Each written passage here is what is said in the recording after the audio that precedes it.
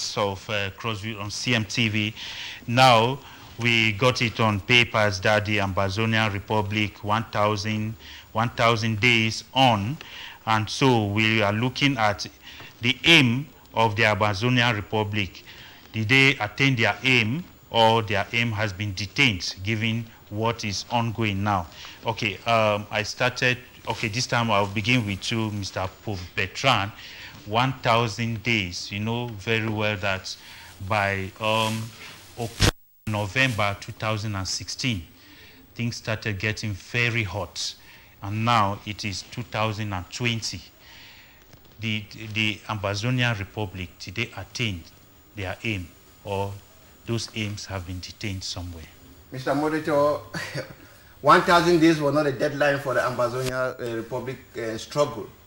I must tell you that in another way, or in other words, the Ambazonians in Kote, Southern Cameroon, I want to make this very clear. They are separatist fighters in the bush. They are restoration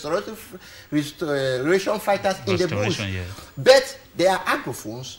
You can call them Ambazonians. We all orientate from Norway and Southwest. They give their name as Ambazonia. Yeah. So now I want to tell you that this, let me use the phrase Southern Cameroon. Yeah.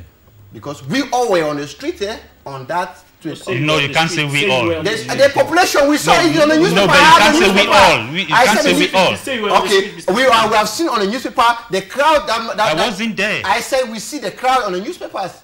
It is on the social media. But you can't say we all. You can't say we all. Can you tell me that the crowd of what happened 2 days ago to Maurice Kamto? No, you can say the crowd was there, but you can't say we all. Okay, sorry for that. Jeffrey, let's clear the air with that. I want to tell you that the crowd made an impact. Today, there's a common law bench that has been created. Okay. Today, we are preaching decentralization effective in speed of light because of this cry, which was amplified through the major national dialogue. Yeah. We want to also say that this is an area of applause for those who came out strongly to cry, and those who spent sleepless nights also at the maximum prison to see that this equality comes to existence. I want to still preach that those who hold separate views, unionists, separatists, confederalists, and secessionists, whatever your view may be, but I want to say that all of us who have the identity of Anglophones, which our foreparents suffer and experience the indirect rule from the British administration, we remain Anglophone, and we are saying that our cry has made impact on Cameroon. Despite that, those who said that they were waiting for a new republic before they will be satisfied that their dreams have come true, I said no, theirs have not come. But those who said that we should have a balance of teachers in our secondary and high schools, that dream has come to play. Those who said that the Ohada law should be translated, that dream has come to play. Those who said that a common law bench should be created, that dream has come to play. So I want to say that there have been maximum achievement in the cry that the Southern Cameroonians, the Anglophones, made. Thank you, Mr. Moderator. Okay, now let me come to you, the legal mind. 1,000 days and more after all this started. Now the Ambazonians, we got it. Their aim was Boya.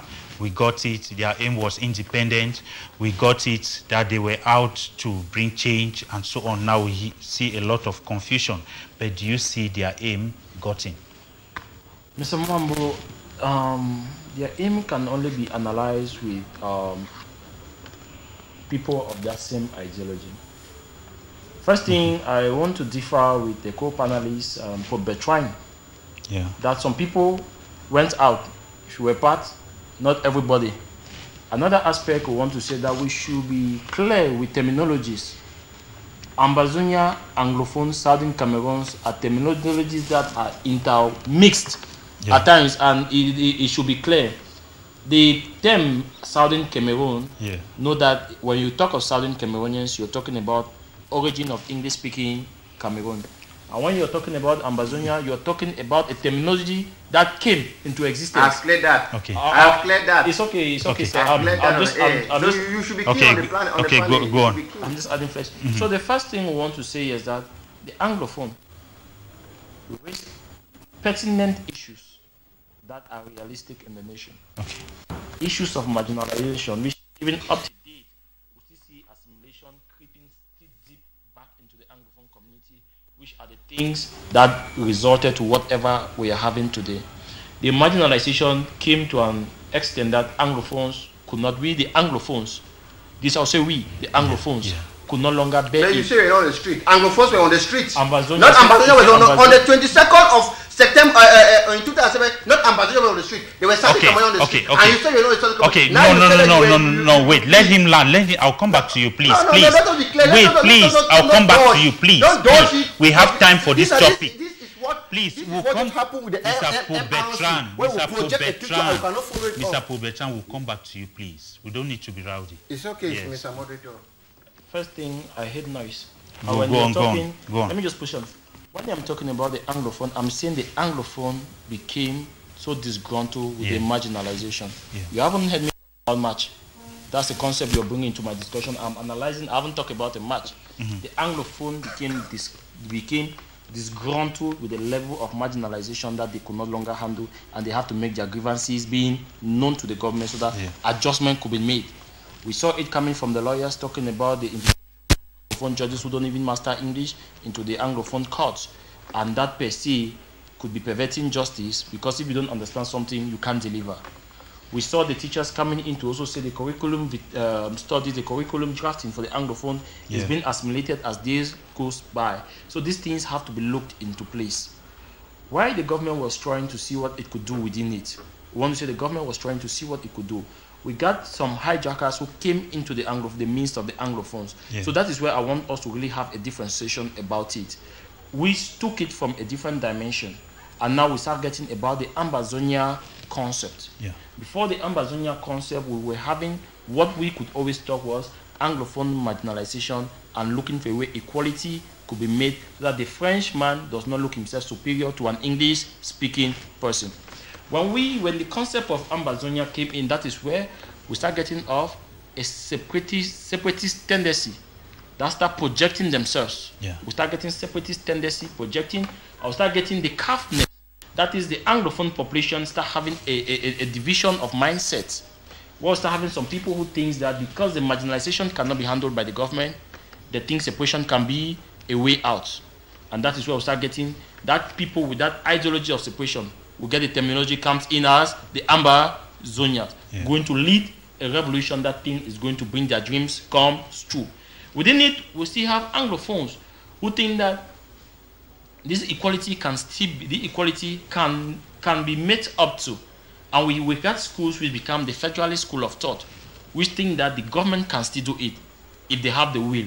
But the will must be done under a form of a state, which we got the minister saying that discussing federation by then will be a taboo. So we got other Anglophones who think that decentralization was. So you want to see that within Anglophone population, there is a division of mindset and concept in relation to how this marginalization issue has to be treated.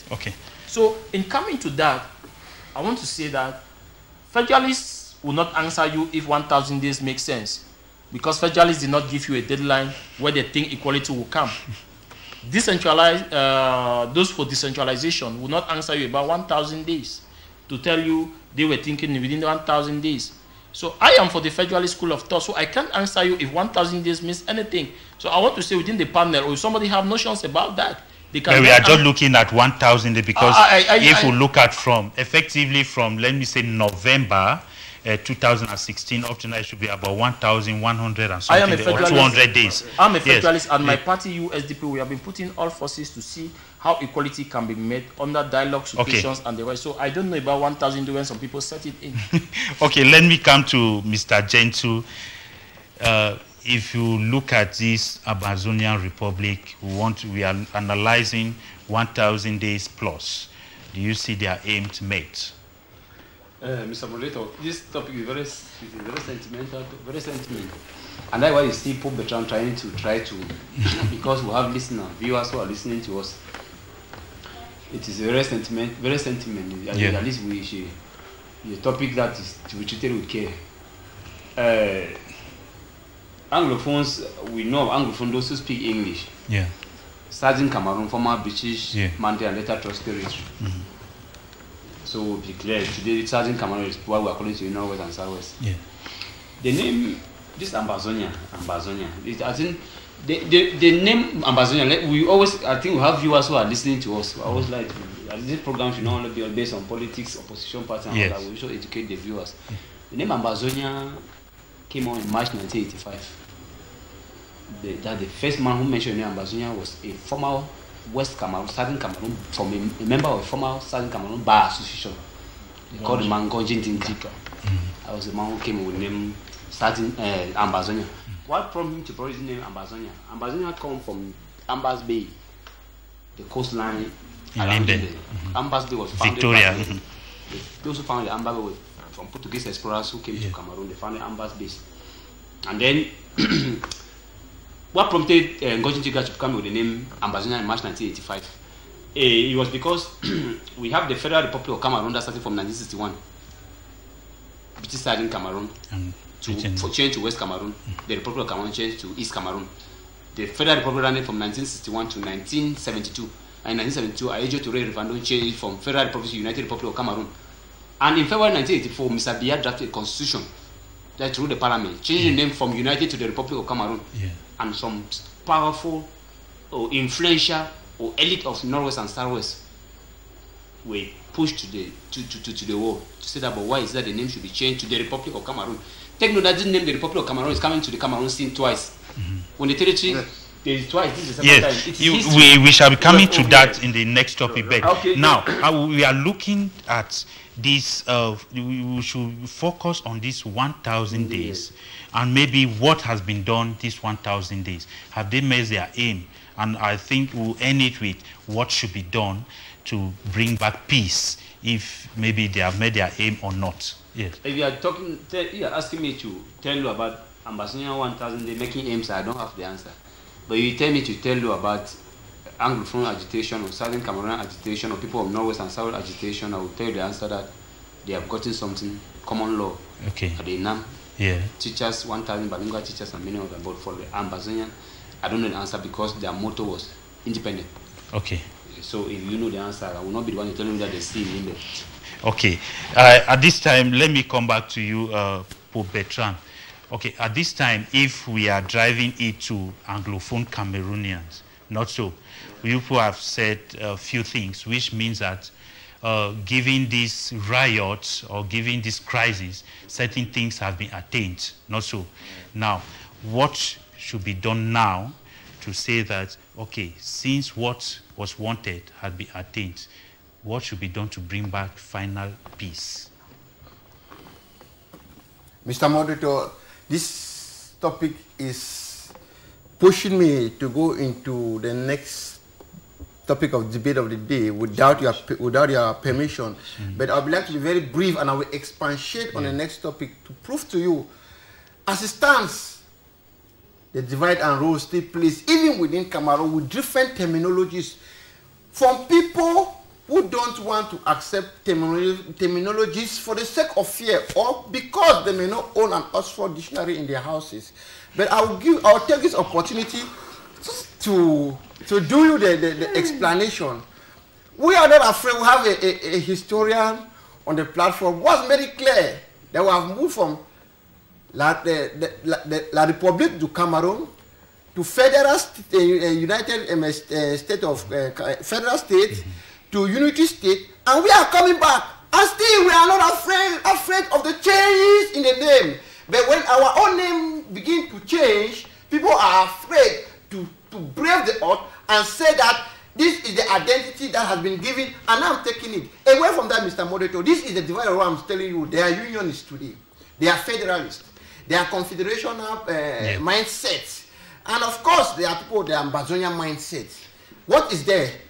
What is? Look, I tell you, don't laugh. Please, you don't have time. Don't laugh. Please. Because those in the diaspora, those are the diasporas still hold that they are Ambazonians. They have shown us Ambazonia passport in the social media. Still on that, we are not showing it doesn't mean. Wait, Mr. Moderator. Yeah. Still on that, I'm not saying that there's yet a republic, but for the country to move, all these stakeholders must come together and we begin to share our differences on on the same table. That was why the major national dialogue was called. And if somebody sits on this panel to tell us that he disassociates himself from a particular terminology, that means he has a fear, Mr. Monitor, 1 minute. What should be done? He has a fear mind, Mr. Monitor. Mr. Monitor. Please, I'll come back to you. Mr. Monitor, this is what has been done. The president, head of state, the government at beast, who knows that there has been marginalization. Marginalization started in this country way back.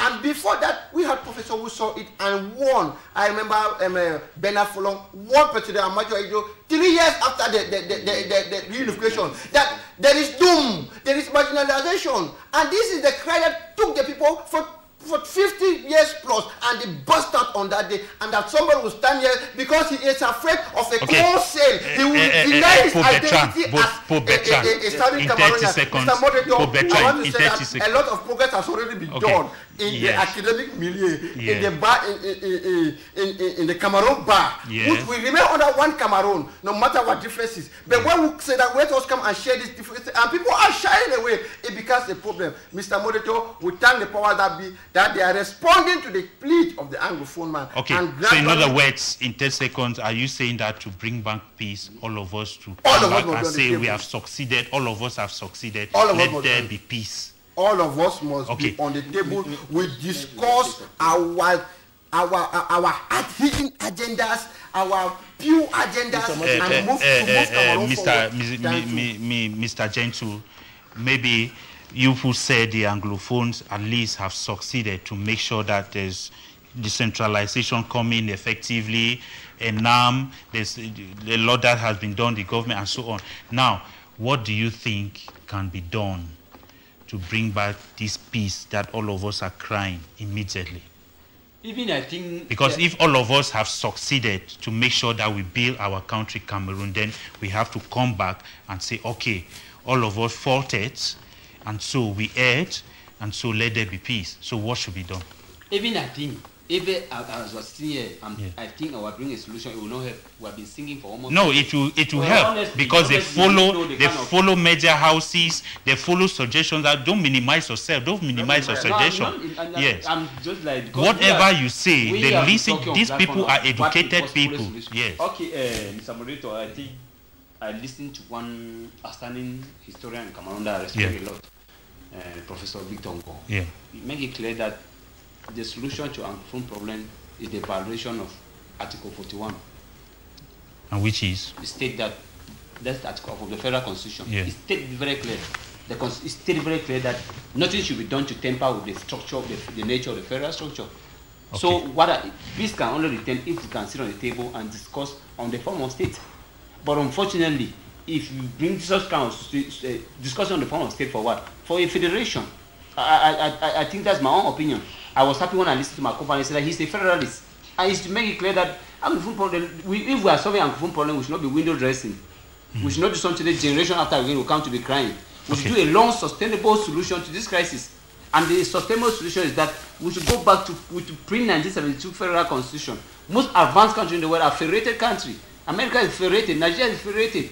What are we afraid of federation under one banner? Your last word on this? I want to clear the air, Mr. Mwambo, that the terminology Ambazonia and Anglophone are not synonyms. Okay. I want to clear it again. The terminology Ambazonia and Southern Cameroon are not synonyms. Okay. So if anyone is using the synonyms, he should not tag others to it. Okay. I am a proud Anglophone, a proud English boy, be it from Northwest and Southwest. So I will never deny being an Anglophone. But those terminologies are not one and the same thing. So somebody should not push it. That because somebody distanced himself from a certain terminology does not make him deny his root.